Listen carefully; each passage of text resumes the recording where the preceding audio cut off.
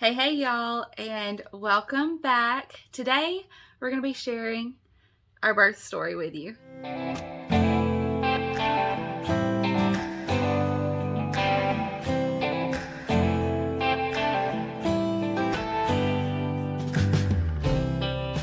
There is a fly that keeps flying in front of this camera. It's probably going to drive me crazy the whole time.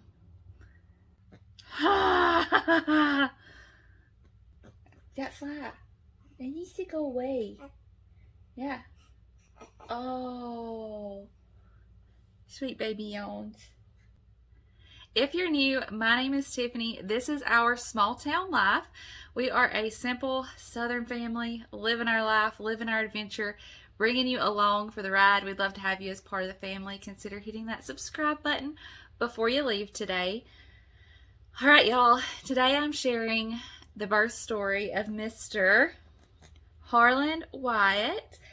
Now, this is his YouTube debut. I have shared his picture over on Instagram and on the community tab here, but this is his YouTube debut. I thought I would show him off to you. He was born on Father's Day, and we're going to talk all about that story, but I'm going to sit him down. He is wide awake right now, so you'll probably hear baby noises. I may have to pause and take a break, but I wanted to show him off to you. We'll talk about his birth weight and all those good things as we get into the story. Now, we are calling this little guy Wyatt. His first name is Harlan, and that is after his great-grandfather, Justin's grandfather. And then his middle name is Wyatt. That's what we'll be calling him. And the name Harlan Wyatt is something that we've talked about since before we were even expecting. So having him here with us now is so sweet and surreal because we've got our little Wyatt. All right, I'm going to sit him down and get him comfortable, and then we'll talk about the birth story. Today I'm going to tell you all about the day that Mr. Wyatt came into this world. Now, this is going to be a positive, natural, unmedicated labor and delivery story. Let me just go ahead and say every birth story is amazing, even when things don't go quite as you plan. Now, thankfully, things did go like I was hoping they would. But even when they don't, you have an amazing story. I'm going to share ours with you today. But know that every story is different. Every story is unique. And every story is amazing. If you watched my pregnancy update videos, so I did one for each trimester. If you watched the third trimester pregnancy update, and I'll link all of those down in the description box so that if you've not seen them and you want to kind of catch up on how things went throughout my pregnancy with Wyatt, you can watch those. But in my third trimester pregnancy update video, I talked about my hopes, my birth plan, my birth wishes, and my hopes for a natural, unmedicated labor and delivery. And let me just kind of go back to my last doctor's appointment. So on the Thursday before he was born on Sunday, I had gone to a doctor's appointment. I actually vlogged that day. And we had talked about scheduling an induction date. And that's not really what I had hoped for or what I wanted. And I, of course, could have said no. But I was GBS positive. I have been every pregnancy. But for some reason, I was starting to get a little anxious about it this time. I don't know if it's because it was my fourth. And what if I go... Sweet baby noises. What if I go into labor and he's born quick and I don't get the antibiotics? And I don't know. For some reason, I was just feeling anxious about it. And so I agreed to go ahead and schedule an induction date. It was going to be for the following Wednesday. And I just started praying about it. I was like, God, if it is your will, please let him come before that date. And if he doesn't, then I'm going to be confident in the fact that that's what was best and that an induction was best. But if it is your will, and I hope and pray it is, let him come on his own before then. And sure enough, on that Sunday, I woke up. I guess it was about, I have no idea. It was early morning. 2 or 3 times I had contractions that were strong enough to wake me up, but I didn't really think much of it, and I went right back to sleep. I've been having contractions on and off for, I don't know, a couple of weeks, and so I didn't think a whole lot of it. And then about 7 o'clock, I woke up, and I was like, these just feel different. I feel a little more crampy, a little more uncomfortable. let me time them, which I had, like I said, I'd been having contractions that were consistent, and they would last for like, it would go on for like an hour or so and then just quit. So I thought, well, let me just time them. And they were about 5 minutes apart. They lasted about 45, 50 seconds. And they were uncomfortable. And so I timed them for about an hour. And then I sat up in the bed and Justin was like, "Are you okay?" And I said, "Well, these contractions are a little more uncomfortable than what I've been having. I'm going to get up and get a shower, move around a little bit, see what happens," because the ones I'd been having, once I got up and got moving around, they would usually stop. So I thought, let's just see what happens. So I got up and I got in the shower. And while I was in the shower, I was still feeling the contractions. Got out, started getting ready, was still feeling the contractions. And now this was Father's Day. It was a Sunday. Justin was supposed to be preaching. So I knew if we were going to go to the hospital, like, we needed to kind of start letting people know. He needed to call people at church, let them know. We had to get our other kiddos somewhere. So I thought, all right, we're an hour away from the hospital. These are consistent. They are uncomfortable. Maybe we should go ahead and go. So I went ahead, like I said, it was Father's Day, so I went ahead and let the kids give Justin his Father's Day cards and his little gift, and then we took them to his mom's. On the way, we stopped and got some breakfast. We were being intentional about going ahead and getting there, but not rushing or panicking or making it a weird, like, crazy situation for the kids. And so we got them to his mom's and headed on to the hospital. Like I said, we were about an hour away from the hospital. By the time we got there, it was a little bit before 11, and they went ahead and we had to go to, what do they call it, like OBED, something like that, to get monitored, checked, see if they were going to admit us, get a COVID test done. Oh, the times that we live in. And so that's where we went. I was 4 centimeters dilated when we got there. I had been like 2.5. I'm assuming that's what I was the Thursday before, because all he really told me was, "Oh, you're about the same." And that's what I had been the week before that. So I'm assuming I was about 2.5 at my last appointment on that Thursday. And this is on Sunday. So I was a 4. I was having consistent contraction. I had told them that I thought my water might be leaking. It definitely hadn't just ruptured, but I thought it might be leaking. And so they checked that, did my COVID test. We were in that room for like an hour, hour and a half, and that was the worst part, because I do not like laboring in a bed laying down. And that's what I was having to do. And while we were in there, my contractions did start to get more painful, to the point where I couldn't talk through them. I was really having to focus and breathe, and laying in that bed was so uncomfortable. They did go ahead and get an IV in my hand. It came back that my water had broken. My COVID test was negative, so they got us moved to labor and delivery. We got in there about 12:45-ish, a little before 1, I think. And they went ahead and got my antibiotics started for being GBS positive. So that was the only medicine that I did take during labor and delivery, was the antibiotic. So they went ahead and got the first dose of that started as soon as we got in there. They checked me again. I was a 5, and he was very, very low. And so they got me on a birthing ball. I was like, thank goodness. I'm ready to be up, moving out of that bed, something. And so I got on a birthing ball. And between that and then just kind of standing up and leaning on Justin and rocking and moving, I did those things for about an hour, probably more like an hour and a half. And then they checked me again, and I was a 7.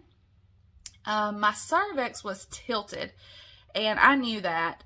So his head was pushing on it, but not directly on it. And I was like, okay, I asked my nurse, I said, what do you suggest to get that angle changed a little bit so that his head will kind of maybe push it straight? She said, well, maybe we try hands and knees. And here's the thing, y'all. If you are going to attempt an unmedicated labor and delivery, try all the things. Like, don't think you have to lay in the bed and labor. Don't think you have to just sit on a ball or walk around. Like, try different things. And so that's what we did. She dropped the front of the bed, and I put my knees there, and then she put some pillows up on the front of the bed, and once I got in that position, I could tell that the pressure was different, that things were changing. And y'all, Justin is such a fantastic, he's an amazing husband and father, as it is. Y'all, he's an amazing support person during labor and delivery. He was reminding me to breathe, because at this point, it switched over to needing to like moan through the contractions, to verbally release those contractions. And that's a good sign. If you've done natural labor before, that's a good sign. That means things are happening. And I remember hearing the nurses say, "Oh, that's good. Things are happening." But Justin, he would remind me to breathe. My hip and my back was bothering me more this time than it ever has before. And I'll kind of go into why I think that was in a minute. I've had hip problems through a good part of this pregnancy. And then, like I said, I was having a lot of pain in my back with my contractions.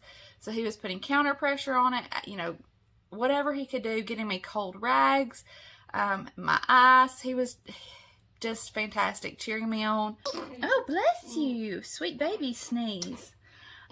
Cheering me on and just being my rock through it all. But anyway, I could tell that things were different. Things felt different. So I stayed kind of on that hands and knees type position for, I don't know, y'all. This is kind of where time starts to blur together. I'm going to say maybe an hour. And then I told him that I was feeling like I needed to push. Now, it wasn't an uncontrollable urge to push quite yet, but I felt that pressure and my body was wanting to push. And so she said, "Well, let me check you. Let's just see. If that's what you want." I was like, "Yeah, let's check and see." So at that point, I was a 9, and she said, "There's a little bit left. Let's see if we can work through a few more contractions to get rid of that." And so I just kind of sat up in the bed, and when I did, that next contraction, my water broke the rest of the way, and they said at that point it looked clear. And so I just kind of sat there and worked through a few contractions, and then she asked if I wanted to be checked again. I said, "Yes, please." Because my body was just wanting to push. And so she said, "There's still a little bit left. We can push past it. Let me get another nurse and get another opinion and see what she says."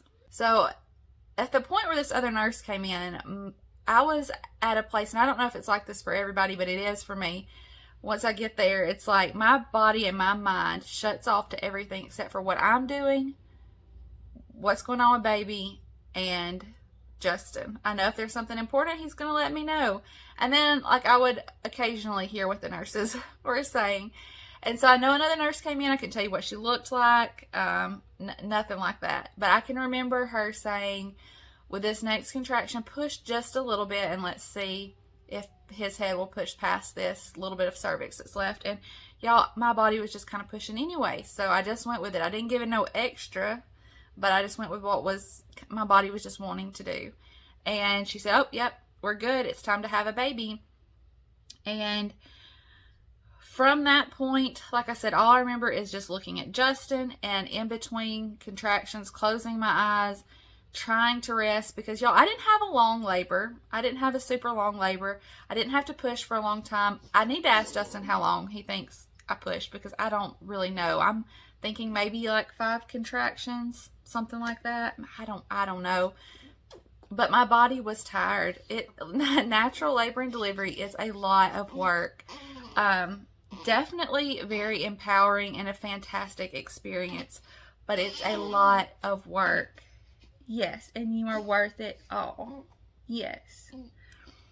Childbirth in general is a lot of work, and it's hard on your body. And I was starting to feel tired. So in between contractions, I would close my eyes and try to rest. I remember my body being like, "Okay, can we do this?" I never doubted in my mind that I could do it. I knew I could. But when your body gets tired, it's like, "Oh my goodness." And then I was reminding myself, like, we're pushing. You've got to do this. And about that time, I could feel his head. And I thought, "Okay, you got it. You got it." And then with another push, he was born. And I remember saying, "He's so tiny." And the nurses and doctors saying, "No, he's not. He's a big baby. He's a good sized baby." And Justin later told me, he's like, "I thought the same thing. I thought he's tiny." But I guess when it's been 5 or 6 years since you've had a little baby, you forget. And I did ask Justin later, talking about my back and my hip hurting, I asked him, how was he facing when he was born? Was his head down? He said, no, he was kind of to the side, almost looking up or looking out. And I think that that's why my hip and my back were giving me more problems, just the way he was positioned. But it all worked out. And they did say when I was pushing that the fluid was starting to look like it had some meconium in it. So they were kind of prepared for that. But everything checked out good. He looked good, so they put him right up on Mama, and he stayed there for almost 2 hours. His breathing was a little fast when he was born. He was born at 4:11 p.m. on Father's Day, June the 20th, and they put him right up on me, and he stayed there for almost 2 hours. He was breathing a little fast at first, so we waited about an hour before I tried to nurse him, and he is a little champ when it comes to that. Has been from the beginning. And after a couple hours, they took him and weighed him, checked him out real good, measured him. He weighed 8 pounds and 8 ounces, and he was 20 3/4 inches long. And he was born, I went into labor at exactly 39 weeks. He was born, like I said, on Father's Day, which was kind of fun. I joked with Justin about him, I was going to give him a baby for Father's Day, and that's how it worked out. We did stay at the hospital for 48 hours because I was GBS positive, but everything was great with me, with him. It has been a very, very easy recovery for the most part. I was a little more sore this time than I remember being. My back hurting a little bit and just my body just being sore, but overall healing has been fantastic. I did not tear. Did not have much swelling, nothing like that. And so I'm just so thankful and blessed. Yes, I am. And we've just kind of been living in this newborn bliss. The baby sounds, baby smells, just eating, sleeping, and eating some more. And just the sweet little cuddles up on your chest, because I know all too well that it flies by. I don't think did I mention that this is baby number 4 for us? I can't remember if I did. If you're new, this is baby number 4. So we have Justin and I, we've been married for 14 years. We were high school sweethearts. We have an 11-year-old, a 9-year-old, a 5-year-old, and the newborn. Now our oldest is our only girl, and then we have 3 boys. So I know all too well that this time flies by, and I'm trying to just soak it in and enjoy every single moment. He is alert, and he will listen to his brothers and sister talk to him, and he just will just lay there and soak it all in.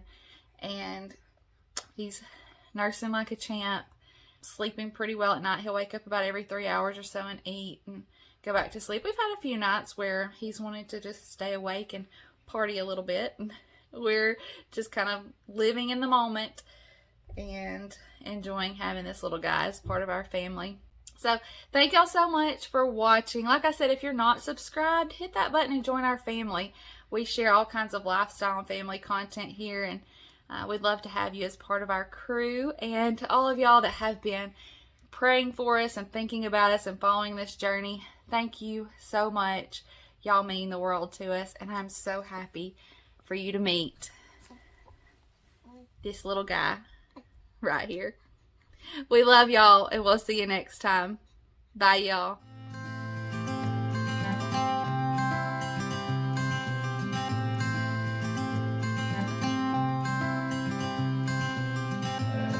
You had me at